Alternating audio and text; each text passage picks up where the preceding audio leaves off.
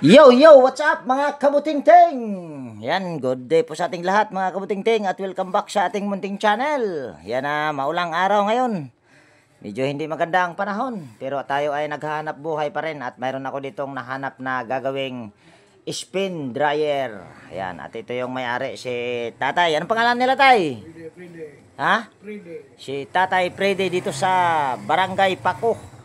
Dito sa Maasin City at meron siyang ipapagawang ayan, spin dryer nga.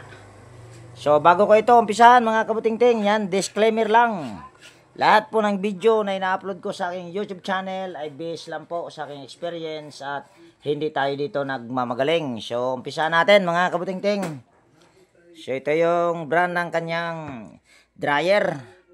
Dual 6.2 kilograms. At ang problema nito, sabi ni Tatay, umaandar naman daw, pero ano sabi niyo, Tay? Dili ka daog sa Ayun, hindi daw umiikot. So, tingnan natin kung umaandar nga ba, Tay. Ayan, tanggalin muna natin ito.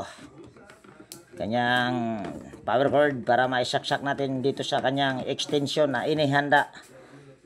Nako, mukhang kalinalawang yung tornilyo. Mukhang pahirapan na naman tayo nito. Yan, saksak natin itong kanyang power cord. Yan, mayroon na siyang, ayan, may ilaw. So, okay na yan dahil nakailaw na. So, ito ating ikutin yung spin timer. Umiikot naman yung spin timer. Okay naman, oh. Yan, pero wala tayong narinig or kahit man lang ugong, wala. So, hindi pala ito umaandar, Tay. Ibig sabihin, ang ibig mong sabihin siguro, Tay, itong kanyang timer lang umaandar pero yung motor wala. Pero mamaya mo na yan linisan, Tay. Ayan. Ugutin muna natin yung saksakan. Tapos yan, mayroon pang silyo. Ay, para yatang punit na yung silyo, Tay. May tumingin na nito, Tay? Ha? May tumingin na? Man. Bakit punit yung silyo? Ayan, oh. Daan na pagpalit. Ha? Pagpalit pa na eh. Wapang na mo kuan. So, kuha muna akong gamit mga kabuting-ting. Ayan, meron na tayo dito ang gamit. Meron tayong shed cutter, tester, at saka Phillips screw. Mukhang hindi na kaya to sa ano. Wala na. Dali. Kuha tayo flat screw. Ayan. Gamit tayo ng flat screw. Ano muna natin. Tingnan muna natin itong motor niya. Kagulang. Dali ha. Muntis yata yung pusa mo, Tay.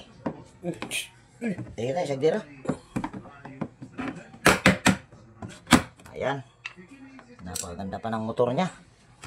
Ayan, oh. Maganda pa yung motor niya. So, mamaya na natin tanggalin yung tornilyo. Kaya at hindi, tingin ko, hindi na matatanggal yata yan. Ayan, tanggalin ko muna itong tornilyo mga kabuting-ting. Hindi ko na ipakita yung pagtanggal itong tornilyo na ito dahil siguradong hahaba itong video nito dahil wala nang ulo yung dalawang tornilyo. So, stipot muna kayo dyan. Ayan, natanggal ko na yung tornilyo mga kabuting-ting at talaga namang pinahirapan ako. Wala nang ulo. Tornilyo pa lang, pahirapan na.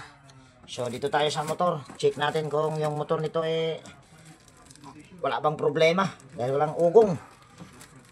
Pagka tayo ay makakuha ng continuity dito o resistance, posibleng ang problema nito yung doon sa door switch.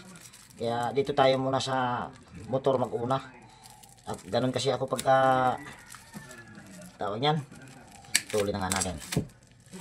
Ganun kasi ako pagka ako ang mag-repair. Motor yung inuuna ko sa pag-check.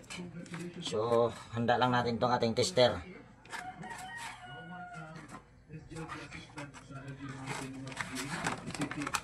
Nuebe na, mahigit mga kabuting-ting. Actually, meron na akong na-repair kanina, home service. Hindi ko na ibinidyo dahil nagpalit lang ako ng gear case. Washing machine na Sharp. Yan, hindi ko na binidyo. Madali lang kasi yun. Basta maingay yung kanyang gear case, sure yun. Para nagkakayod ng bato. Ay, bakit ko pinatay ang kagwang? Yan. Silik natin sa oil. Tapos hanapin natin yung common nito. Yan, common. Anong common ito? Yan, kulay blue. Tingnan mo natin kung okay ba yung ating tester. Good. Salpak natin dito. Ayan, nakasalpak na. Tapos salpak natin dito yung isang test probe sa single capacitor. Good. Yung single capacitor, line capacitor. Dito sa kulay pula. Uy. Good rin. Tapos walang ugong. So dito tayo sa door switch. So walang problema dito sa pinakababa. Kaso natanggal yung ano. Natanggal yung kanyang push and wire connector. Kagluwang. Ayan. Okay na. Pasok natin.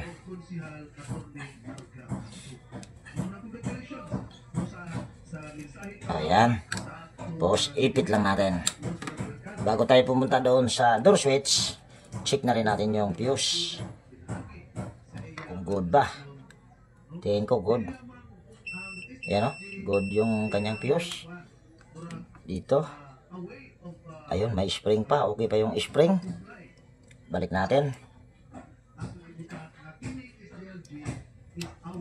Yan, ikutin lang natin.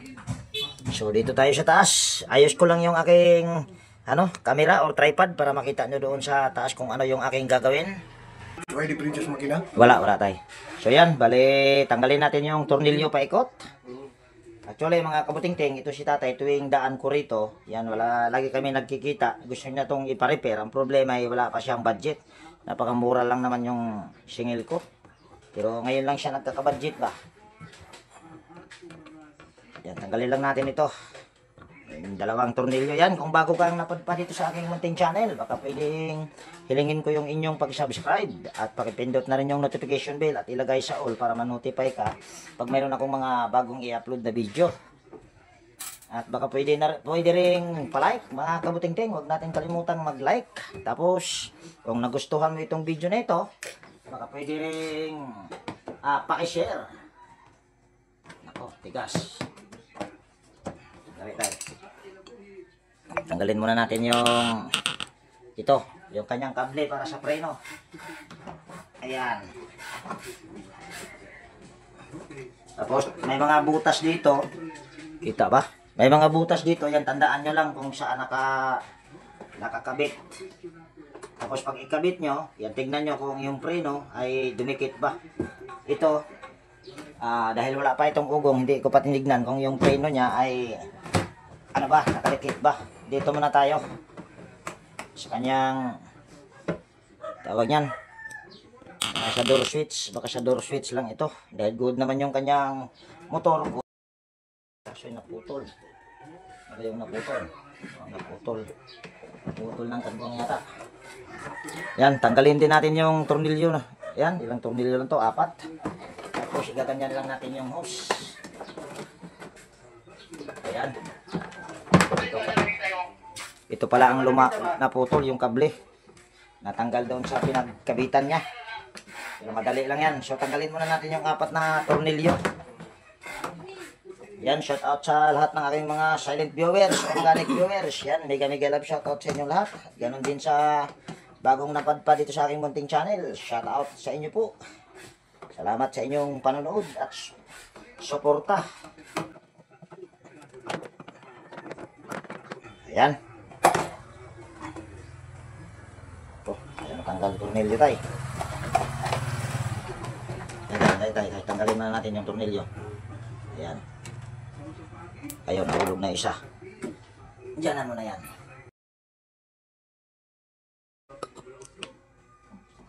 Dali ayos ko lang yung aking camera para kitang kita sa mata. Lapag mo lang yan tayo.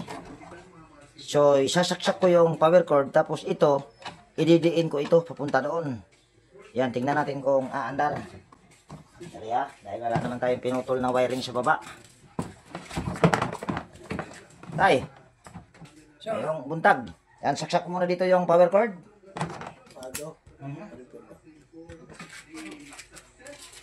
Ayan, nako. Tabingi, pasensya na. Tapos, ikot ko lang yung kanyang spin timer. Ayan, nakaikot na. Tapos, tulak ko lang ito. Yan, makikita nyo naman yan na iikot. Ako, wala pa rin. Ay, yung preno pala. Kaya hindi yan iikot dahil yung kanyang preno. Andali ha. Pasuyo lang tayo. Pwede pa. Pabira tayo. Kasi bira na Ito, kire. Kire? Pabira. Kire. Ito, hawakan tayo. Ito lang, huwag mo hawakan yan. Huwag mo hawakan yan. Ito. Mamaya may ground. Kadisgrasya pa tayo. Ilahin mo. Ayan. Bira ha. Malambot ba? Ayun. Dali ha. Parang hirap na hirap si tatay maghila. Ayan tayo. Ayan. Dali. Ayan, para kitang kita. So, hinila ni tatay yung preno. So, ididiin ko naman ito. Tingnan natin kung iikot. Ayun, umikot na. Ayan o. Napakabilis. So, ang pinaka-problema nito, yung kanyang door switch, yung kanyang ito. Hindi siya nagkukontak. Sige tayo, buhiin na tayo. So, gutin ko muna yung saksakan. Paano na? Sige tayo.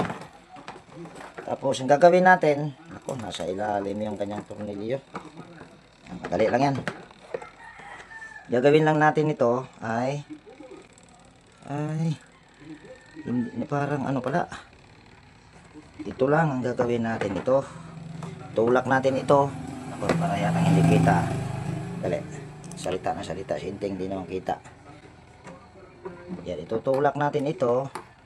Dahil tapos tulak natin sa ilalim. Naku, matigas. Patay. Yan, tanggalin na lang natin itong tornilyo sa timer. Para may adjust natin. Hindi din pala ito tumatama sa ano mga kabutingting.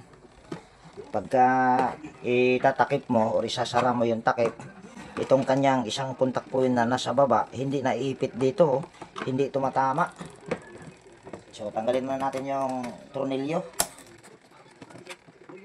Ayan. Tapos, tanggalin lang natin yung kanyang bang tawag nito? Naku, matigas. Yan, patapusin muna natin itong timer bago natin hihilahin yung pinaka-handle niya dahil baka masira pa.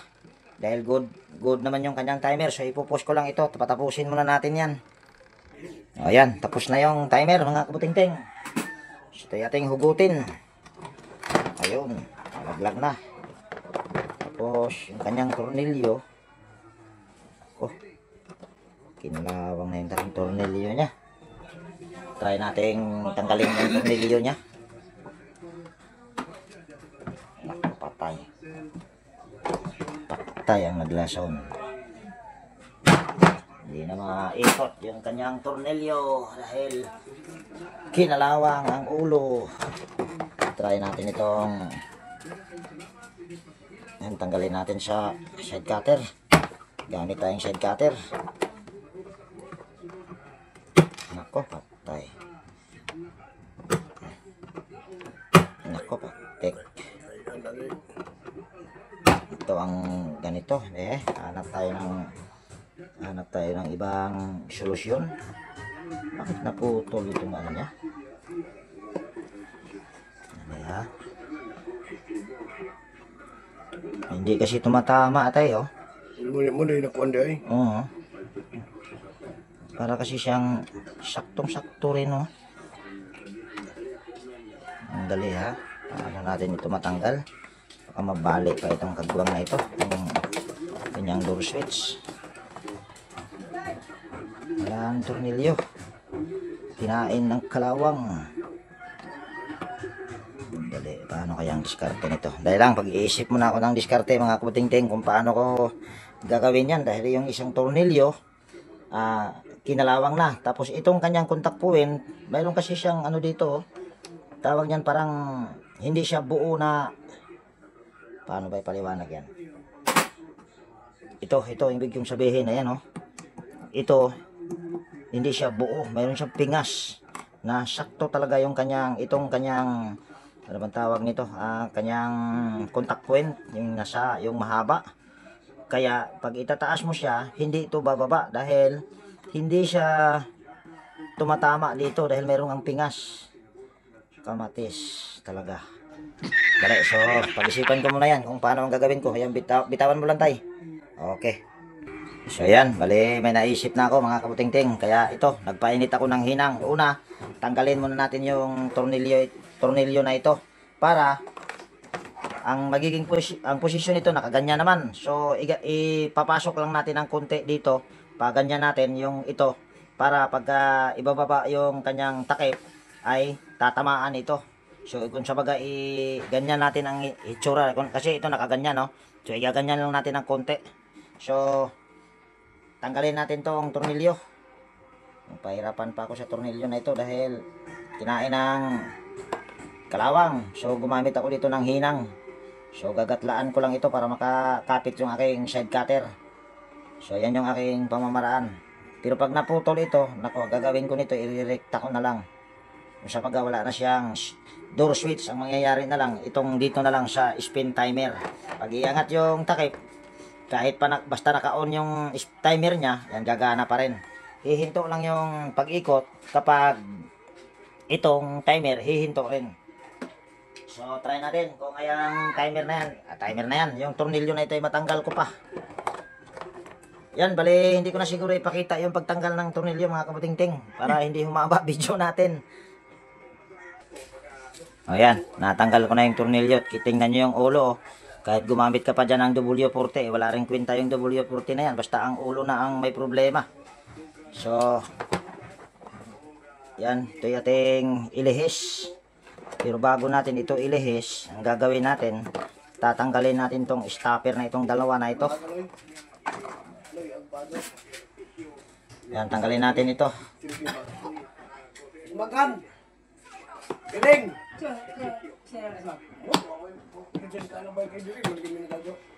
Kabantay. Kabantay na. Karong pa mo to. Ayan, try muna natin yung isa lang muna. Ito yung sinabi ko sa inyo mga kabutingting, oh. Kaya pag ano siya, yan, oh, ito, oh.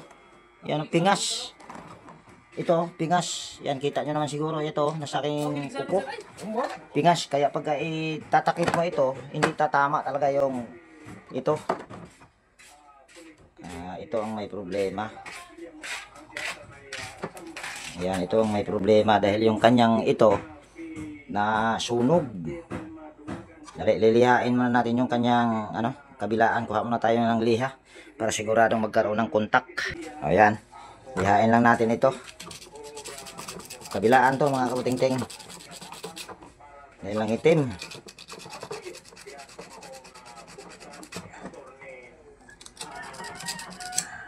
Ayan, okay na yan. Tapos gaganyan lang natin ito, iangat natin ito, tapos isusunod din natin ito yung nasa baba, yung nasa ilalim, para pagka kahit kunting galaw niya lang magkakaroon talaga siya ng kontak. So ayan, tapos lagay natin yan dyan. Ayan, tapos yan, tatama na siya. So nakaganyan lang, tapos lagyan natin ng tornilyo. Lagi rin. Ayan, saan na ba yung aking Phillips screw hanggang duwan. Yan, lagyan natin ang tornilyo. Okay. Hayatang stainless yata itong tornilyo na ito. Tayo kumapit dito sa aking Phillips screw.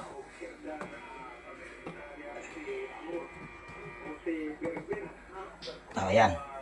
Yan, oh, tumama na mga kabutingting.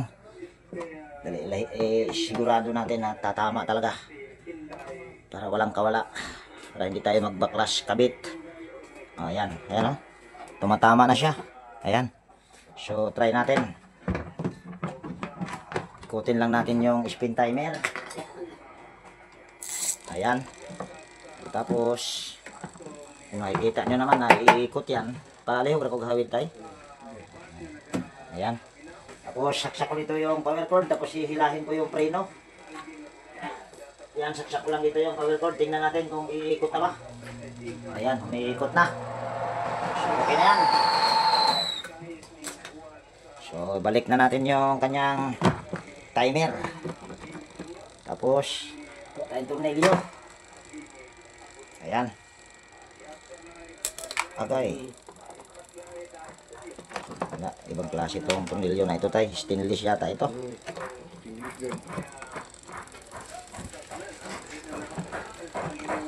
Yan, tornilyo lang natin.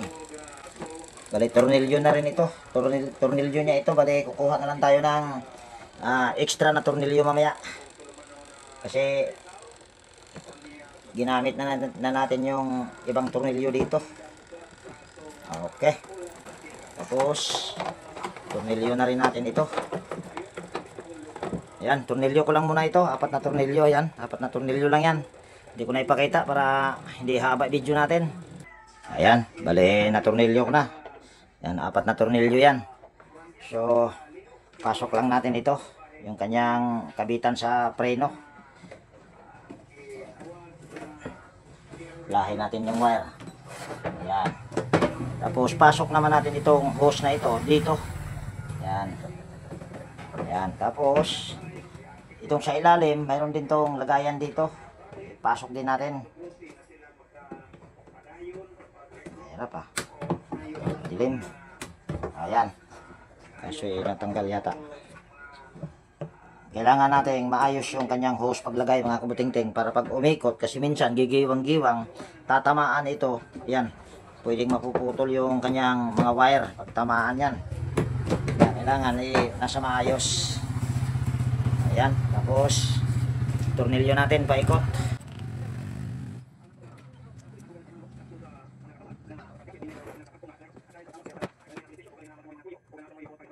Stainless yata ang tornilyo nito ay gamit. Yan man, di man mapilit sa Phillips screw.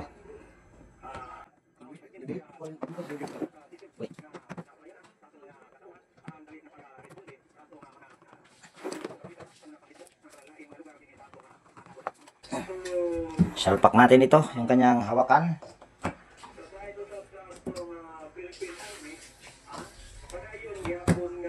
Ayan.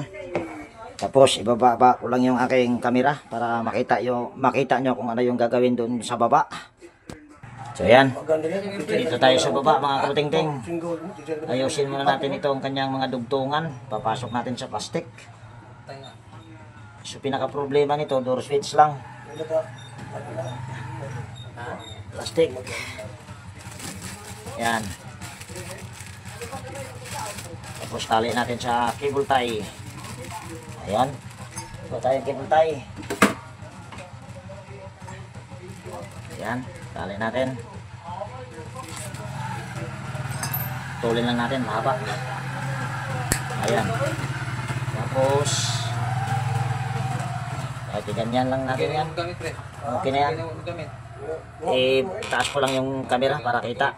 Kanina, nandito sa dalawa yon sa baba, sa pangalawa sa baba, sa right side. Dito kasi pag dito tayo sa left, medyo mataas. So dito tayo, ilalagay ko to dito sa left side, dito sa bandang kaliwa, pangatlo. Ayan o, yung pangatlong butas. Tapos iangat ko lang dito yung takip, yan din yung nakikita. So ipapasok ako to, ipapasok. Nasa kaliwang bahagi, tapos kanan, pangalawang bahagi, tapos pangatlo, tapos ipasok natin ito. Tapos ibaba ko lang yung kanyang takip dito at titignan nyo kung malaki ba yung angat. Ayan, okay na yan. Tapos lalagyan natin ito ng langis. Baka mamaya maputol ito dahil tingin ko parang kinalawang na rin. Ayan, kita nyo yung langis pumasok, papunta doon sa baba. Tapos tingnan natin yung kanyang preno kung okay ba. Ayan. Ikot ko dito yung kanyang coupling. Ayan umiikot. So ngayon, tatry natin. Ayan, saksak natin yung power cord. Tapos, ikutin lang natin yung timer. Ayan, umiikot na. Ayan, marinig nyo naman. Tapos itataas ko lang yung kanyang takip. Tingnan natin kung hihinto ba siya. Ayaw na may hinto. So, ibig sabihin, okay pa yung kanyang preno. Tapos, ibalik natin sa pagtakip. Yan, umiikot. So, may ayusin pa ako dito. Hugutin ko lang dito yung saksakan. Ayan, nakahugot na. Yan, ito, ipapasok natin ito dito. Yan. Tapos, ayos lang natin para hindi basta-basta na kumalas o matanggal yung kanyang plastic. Ayan, tapos ito isusuot naman natin dito sa butas. Ayan. Para yung kanyang plastic, nakaganyan siya. Pag kahit may tagas yan or kasi ito, madalas ko talaga pag mga ganitong single tab na dryer lang or spin dryer, yan ano to, may mga tumatalsik na tubig. Kaya kailangan talaga yung plastic niya nakaganyan. Para kung sakaling may tubig dito, yan didiretso lang dadaloy, hindi mababasa yung mga dugtungan. So, testing natin ulit. Andar yan dahil hindi pa naman tapos yung timer. Ayan, narinig nyo, muhuni na. Sa huling pagkakataon yan, ipapasilip ko sa inyo. Ayan, good na good na. So wala tayong pinalitan na pyesa. Ang problema lang, yung kanyang door switch ang problema. So, okay na yan mga kabuting-ting. Okay na tayo? Okay. Iyan, okay daw mga kabuting-ting. So ayan, bali, hindi ko na ipapakita yung pagbalik nun. Yan, tutornilyo ko lang naman yan. So dito ko natapusin yung video natin sa araw na ito. At kung nagustuhan nyo itong video na ito at mayroon kayong natutunan, baka pwedeng palike at pakishare. At higit sa lahat, kung bago kayong napadpad dito sa aking munting channel, baka pwedeng hilingin ko yung inyong pag-subscribe at pakipindot na rin yung notification bell at ilagay sa all para ma-notify ka pag mayroon akong mga bagong i-upload na video. So ayan, laging nag-iwan sa inyo ng ingat tayo palagi at God bless po sa ating lahat mga kabuting-ting. Yan, bye-bye na po at salamat tayo sa tiwala. Salamat po. Ginding, salamat. Okay. Bye-bye na mga kabuting-ting.